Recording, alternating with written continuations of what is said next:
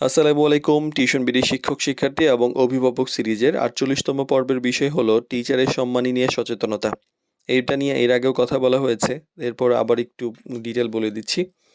Home টিউশনের ক্ষেত্রে একটা গুরুত্বপূর্ণ কিন্তু অনেক সময় অবহেলিত একটা বিষয়, সেটা হলো টিচারের সম্মানী ফি বা স্যালারি। তো এইটা যে শুধুমাত্র অর্থের বিষয় তা নয়, বরং এটা টিচারের সময়, পরিশ্রম এবং যে দক্ষতা, এটার মূল্যায়ন। সঠিকভাবে এই বিষয়টা আসলে বোঝা, সম্মান করা একটা সুস্থ এবং দীর্ঘমেয়াদী সম্পর্কের জন্য অত্যন্ত জরুরি। তো টিচারের সম্মানে যে শুধুমাত্র টাকা বা শুধুমাত্র পড়ান, ব্যাপারটা এরকম না। তিনি প্রস্তুতি নেন, পরিকল্পনা করেন, শিক্ষার্থীকে বুঝে পড়ান।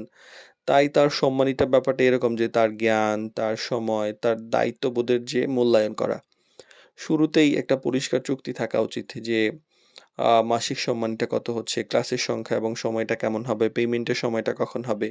এই ব্যাপারে স্বচ্ছতা থাকলে ব্যাপারটা ভুল বোঝাবুঝি পরবর্তীতে হয় না।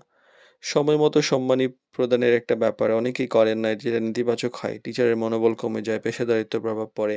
মিডিয়ার মাধ্যমে জানাতে হয়। তো সময় মতো সম্মানী প্রদান করা তার কাজকে মূল্যায়ন দেওয়ার মতো।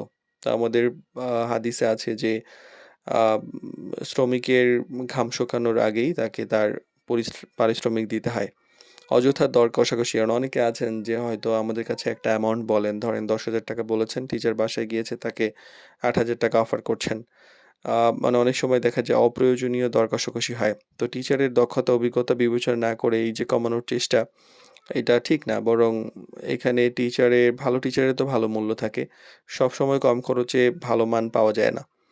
আর কাজের মধ্যে সম্মানীর একটা সামঞ্জস্য থাকা উচিত।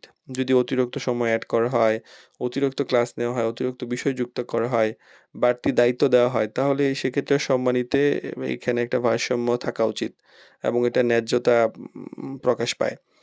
আর পারস্পরিক সম্মান বজায় রাখা। টিচারেরও যেমন সম্মানের ব্যাপারে ভদ্র এবং স্বচ্ছ থাকবেন, গার্ডিয়ানও মানে সম্মানজনকভাবে বিষয়টি দেখবেন।